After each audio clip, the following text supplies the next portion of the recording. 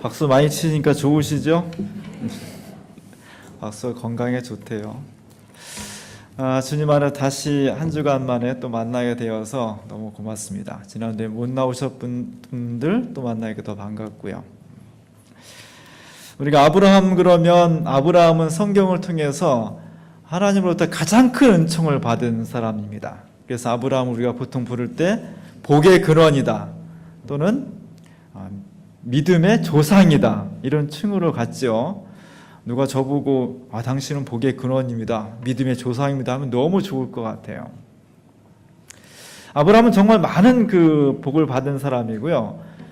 모든 사람들이 신앙을 저렇게 했으면 좋겠다. 기독교 신앙이란 무엇입니까? 하나님 믿는다는 것은 무엇입니까? 이렇게 물으면 아브라함을 보십시오, 이렇게 대답하는. 그래서 아브라함 같은 신앙을 우리가 믿음의 원형이다 또는 사전에 나올 만한 아주 모범적인 사전적으로 법례가 되는 이런 거를 그리스어로는 파라디그마라고 해요. 파라디그마. 영어로 넘어오면 패러다임이다. 우리가 패러다임이다 그러면 저 사람 정말 아주 사전에 나올 만한 아주 그냥 FM이야 이렇게 말할 때 패러다임 이런 말을 쓰거든요. 아브라함은 신앙의 패러다임이었습니다. 그리고 그분은 정말 하나님 믿는 백성들이 저렇게 큰 은총을 받을 수 있겠구나 하는 것을 역사적으로 보여준 분이었습니다. 그는 우리가 잘 알고 있는 것처럼 땅과 자손의 축복을 받았습니다. 옛날 이스라엘 사람들은 유목민들이었죠. 유목민은 늘 한 곳에 정착하지 못하고 돌아다니는 사람들이었습니다. 그 돌아다니는 사람들에게 한 곳에 정착할 수 있는 땅이 있다는 것은 너무 부러운 거였어요. 그곳에 정착해서 집을 짓고 농사를 짓고 문화를 형성하고 너무너무 귀한 것이어서 이스라엘 백성들의 오래된 소원은 우리는 언제쯤 정착할 땅을 가질 수 있을까 하는 것이 소원이었습니다. 그곳에서 생산하고 그곳에서 농사 짓고, 또 하나 땅을 가지고 있는 것이 중요한 것이 아니라 그 땅을 지킬 수 있어야 돼. 그 땅을 지키려면 사람이 필요한 거야. 지금처럼 무기나 이런 것이 있지 않았기 때문에 사람이 많으면 다른 종족의 침입을 막아낼 수 있는 군사력이 생기는 거고요. 사람이 많으면 땅을 개간해서 농사를 지을 수 있는 노동력이 생기는 거예요. 그래서 자손이 생긴다는 것은 노후에 그냥 외롭지 않다 이런 정도의 문제가 아니라 그 종족을 보존할 수 있는 군사력이었고 그 땅에서 보다 풍성한 소출을 얻을 수 있는 노동력이었습니다. 이 땅과 자손이 옛날 고대 사회에서는 사람이 살아가는데 가장 중요한 핵심적인 요소였던 거죠. 이 두 가지를 하나님께서 아브라함에게 은총을 베풀어 주셨다는 겁니다. 오늘 우리가 삶을 살아가면서 이게 정말 중요해, 내 삶과 역사에서 이건 정말 필요해 라고 하는 것을 어떻게 하나님으로부터 받을 수 있을까? 하나님이 왜 수많은 사람 중에 아브라함에게 그런 축복을 주셨을까? 그것이 오늘 우리가 알고 싶은 겁니다. 그 요소가 오늘 우리가 함께 읽은 이 본문 중에서 아브라함이 이런 요소가 있었구나, 이런 것 때문에 하나님이 정말 사랑하셨구나 하는 것을 찾을 수 있다는 겁니다. 제가 오늘 주부에 조반니 람프랑코라는 화가가 그린 1638년도에 그린 새 천사를 영접하는 아브라함이라는 그림을 실었습니다. 중동의 한낮은 굉장히 덥습니다. 우리도 지금 이미 겨울이라 올 여름이 얼마나 더운지 다 잊어버렸어요. 그러나 사실은 7월달, 8월달 막 폭염에 끈적끈적하고 너무 생활하기 힘들고 이런 날씨가 보통 38도 이 정도 되는 거죠. 중동의 한낮은 보통 40도가 넘는 겁니다. 오늘 이하람 목사가 임직을 받고 인도로 떠났는데 인도는 한 4월달 정도부터 되게 덥대요. 50도 되면 50도 정도 되면은 너무너무 더워서 업무를 못하고 40도 정도 되면 그나마 좀 낫다, 일할 만하다 이렇다는 거예요. 중동의 한낮은 너무너무 더운 날씨입니다. 메마른 곳이고 그곳을 지금 세 사람이 지나가는 겁니다. 아브라함이 자기 집 앞에 문 앞에 앉아 있다가 세 사람이 지나가는 순간 저분들이 사람이 아니고 하나님이라는 것을 알고서 그를 영접하기 위해서 뛰어나왔다는 겁니다. 어떻게 뛰어나왔냐? 저렇게 납작 엎드려서 정말 마치 종이 상전을 영접하듯이 무릎을 꿇고 그분들에게 요청을 하는 거였습니다. 뭘 요청했습니까? 오늘 3절에 보니까 이런 표현이 나와요. 만약 내가 주께 은혜를 입었다면 저희 집에 들어오셔서 잠깐 쉬었다 가십시오. 여러분 생각해 보세요. 저 뜨거운 여름날 사람이 지나가는데 내가 문 앞에 있다가 너무 힘들겠다, 우리 집에 들어와서 좀 쉬었다 가시 하는데 이렇게 무릎을 꿇고 제발 우리 집에서, 우리 지금 말로 하면 혹시 제가 실례가 되지 않는다면 저희 집에 들어오셔서 물도 드시고 샤워도 하시고 밥도 드시고 쉬었다 가시고 이렇게 하실 수 있겠습니까? 뭔 대접하는 사람이 이렇게 저 자세로 해요. 우리 같으면 그거 힘들어 보이는데 뭐 잠깐 쉬었다 하겠어? 뭐 이렇게 얘기해야 되는데 오늘 아브라함은 대접하는 사람인데도 정말 무릎을 꿇고 최대한으로 자신을 낮추면서, 그리고 하나님은 최대한으로 높이면서 혹시 괜찮으시다면 저희 집에 들어오셔서 물도 드시고 쉬었다 가시고 맛있는 것 좀 드시고 가시면 너무너무 좋겠습니다. 이렇게 했다는 거예요. 우리가 하나님 앞에 겸손한 자세, 예의를 갖추는 자세가 굉장히 중요합니다. 보통 사람이 친하거나 사랑하는 사이에서는 무례할 수 있다고 생각해요. 친하니까. 그것은 사랑이 아니라고. 사도 바울은 사랑은 이런 겁니다 설명할 때 사랑은 무례히 행치 않습니다 이렇게 말했습니다. 오늘 아브라함은 하나님 앞에 최대한도로 예의를 지켜서 정말 정중하게 하나님 일행을 초청을 하고 있는 겁니다. 이렇게 무릎 꿇고 간청하는 아브라함과 정반대로 대접을 받는 세 분, 하나님 일행은 전혀 또 다른 모습이에요. 이 화가는 저기 좀 동판화로 그린 건데 세 분을 굉장히 율동적으로 그렸습니다. 뻣뻣이 서 있는 것이 아니라 다 한쪽 다리를 살짝 이렇게 들어서 몸에 좀 볼륨을 줬죠. 오늘 본문에 보니까 이렇게 장황하게 아브라함은 우리 집에 와서 물도 드시고 제발 좀 쉬었다 가시고 장황하게 굉장히 정중하게 초청하는 것에 비해서 이분의 대답은 아주 간단해요. 그렇게 해. 그러자 한마디로 그냥 그렇게 하고 들어가는 거죠.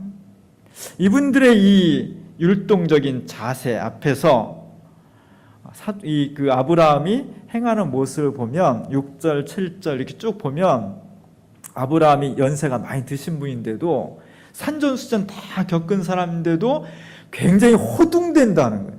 막 달려나가고 영접하러. 그 다음에 그러니까 막 부인한테 가가지고 빨리 급히 가서 빨리 밀가루로 떡을 만드시오. 또 막 달려가서 외양간에 가가지고 송아지 중에서 제일 좋은 거, 제일 맛있게 보이고 제일 튼실한 송아지를 골라서 그걸 잡아가지고 하인들한테 주면서 빨리 음식해. 굉장히 서두르고 호둥대고 막 달달 볶아. 그 마음속에 이 하나님을 빨리 대접하고 최고로 맛있게 그 마음에 흥분이 되는 거예요. 막 기대가 되는 거예요. 아브라함의 이런 마음들, 하나님을 영접하되 뭔가 그 마음속에 막 흥분이 차오르고 기대가 차오르고 제일 좋은 것으로 빨리, 이런 모습들이 그 대접하는 아브라함의 자세였다는 거예요. 이게 대단히 중요합니다. 누가복음 7장에 보면 예수님께서 바리새인 시몬의 집에 들어가서 식사를 하셔요. 바리새인 중에 시몬이라는 사람이 예수님을 초청했습니다. 한참 식사를 하고 있는데 그 동네에서 죄인으로 유명한 한 여인이 와서 예수님 발 앞에 비싼 향유를 붓고 머리카락으로 예수님 발을 닦아내면서 한없이 우는 거죠. 예수님은 이것을 당신의 죽음을 예비하는 그런 것으로 받아들였는데 그 모습을 보고 시몬을 비롯한 바리새파 사람들이 수근수근 되는 거죠. 예수님이 신령한 사람이라면 저 여자가 어떤 사람인지 알았을 텐데 저 부정한 여자가 자기 발을 만지고 이런 것을 부정탄다고 물리쳐야 될 텐데 가만히 있네. 또 어떤 사람들은 저 비싼 향유 갖다 팔았으면 돈 많이 벌었을 텐데 뭐 이런 수군수군됨이 있었던 거죠. 예수님이 시몬을 불러다 놓고 서운한 한마디 하십니다. 시몬아, 왜 수군거리지? 너는 내가 들어왔을 때 내가 발 씻을 물조차 주지 않았다. 사실 예수님 이런 걸 잘 따지지 않는 분이거든요. 내가 뭐 대접받아야지, 내가 뭐 고귀한 분으로 영접하기를 그런 거 따지지 않는 분이에요. 예수님은 우리를 위해서 정말 낮아질 때까지 낮아지셨고, 멸시 당할 때까지 당하셨고, 십자가 매달려 죽었고, 조롱당했고, 침배침당했고, 따귀 맞았고, 뭐 이런 거 잘 따지지 않는 분입니다. 그럼에도 불구하고 오늘 누가복음에서는 너는 나한테 발 씻을 물도 주지 않았지? 이렇게 서운한 말씀하셔요. 왜 그러시냐면 하나님을 영접하지 않는 사람이 행복하지 않기 때문이에요. 하나님을 정말 기쁨으로 감사함으로 잘 영접하는 사람이 힘든 것 같지만 그 사람이 은총의 주인공이고 그 사람이 축복의 주인공이고 그 사람이 행복한 삶을 살 수 있는데, 하나님을 무시하고 하나님 볼 귀하게 여기지 않는 사람이 절대 행복할 수 없기 때문에 그게 안타까운 거예요. 오늘 우리가 어떻게 행복의 주인공이 될 수 있을까? 한마디로 말하면 하나님을 기뻐하는 사람이에요. 하나님이 우리를 정말로 기뻐하시는데, 여러분이 교회 올 때 우리 안내위원들이 기쁨으로 영접하죠? 하나님 마음으로 영접하는 거예요.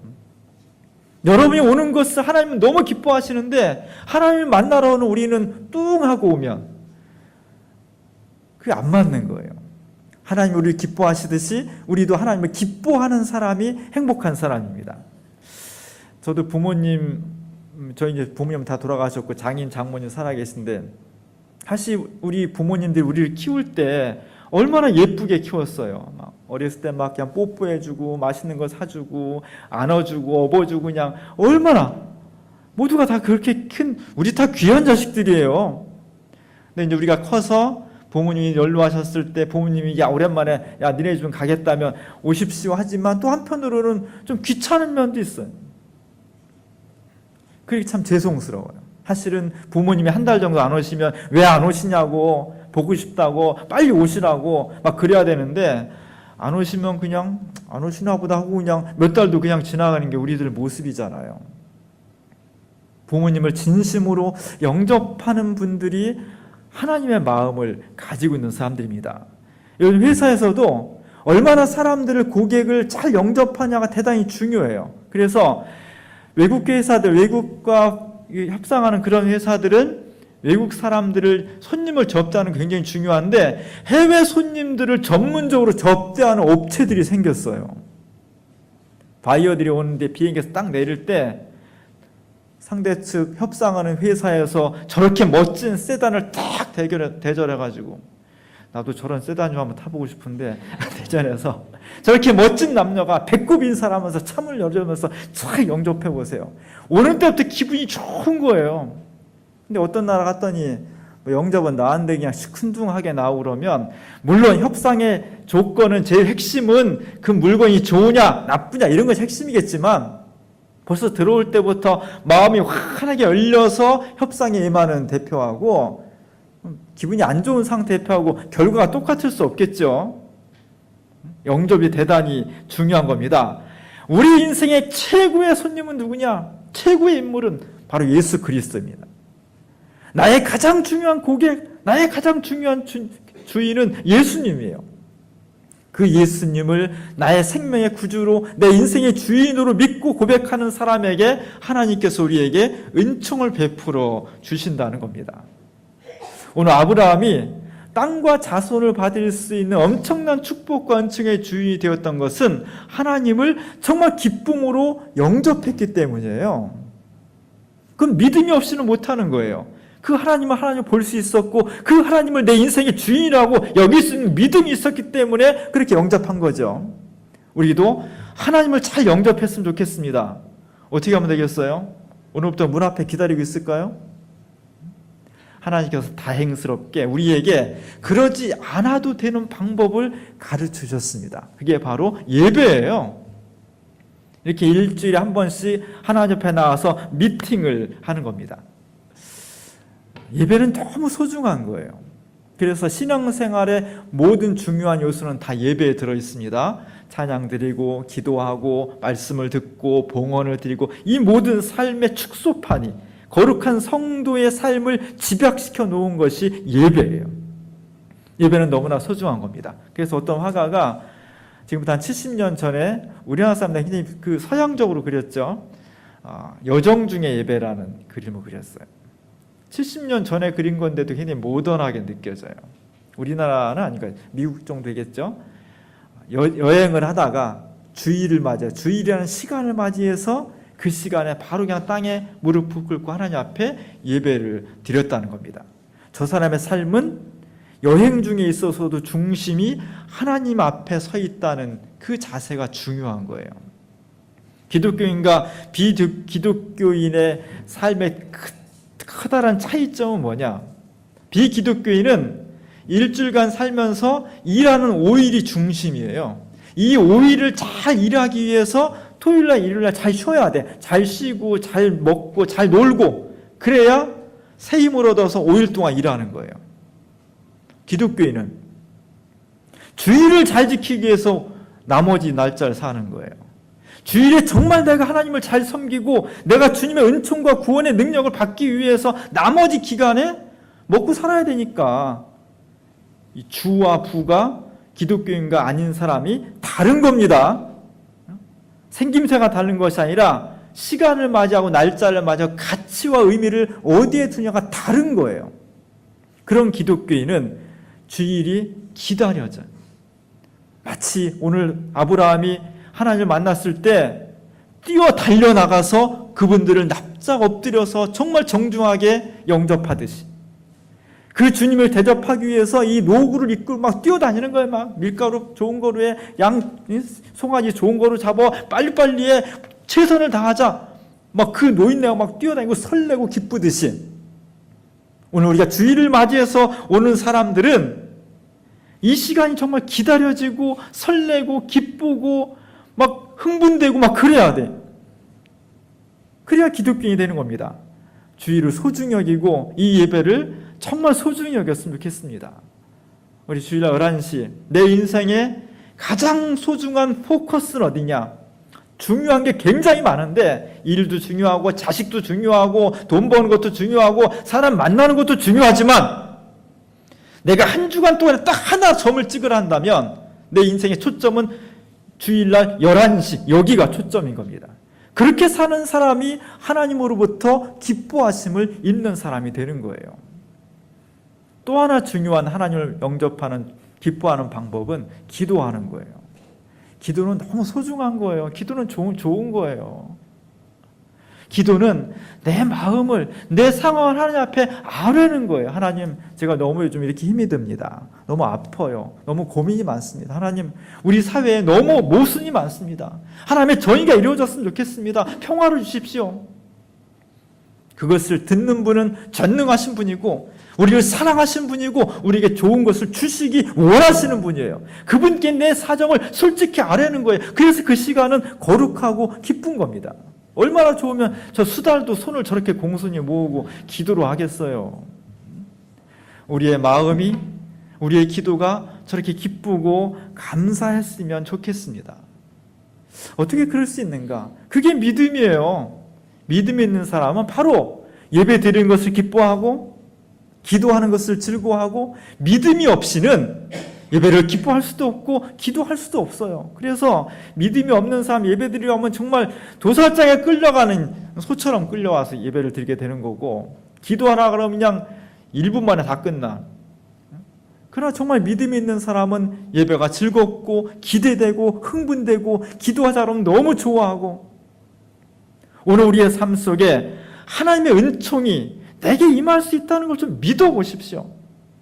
그래 내가 예배를 통해 하나님이 영광을 받으실 거야. 하나님 나를 기뻐하실 거야. 나도 하나님을 기뻐해. 이런 믿음을 가지고 주일이 돌아오는 것이 너무 흥분되고 기다려지고 막 설레고 애인 만나듯이 막 가슴이 뛰고 좀 그래야 되는 거 아니에요?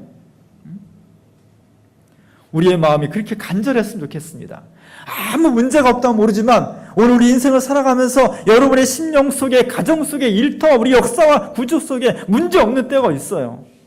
그 문제를 끙끙 가지고 앓지 말고 하나님 앞에 저렇게 나와서 예배드리고 기도하고 찬양하면서 내 모든 것을 하나님께 맡길 때 하나님께서 우리에게 좋은 것을 응답해 주시는 겁니다. 이것을 믿으실 때 하나님의 놀라운 역사가 아브라함이 임했던 것처럼 우리의 삶 속에 들어오는 겁니다. 오늘 아브라함이 하나님을 잘 영접했습니다.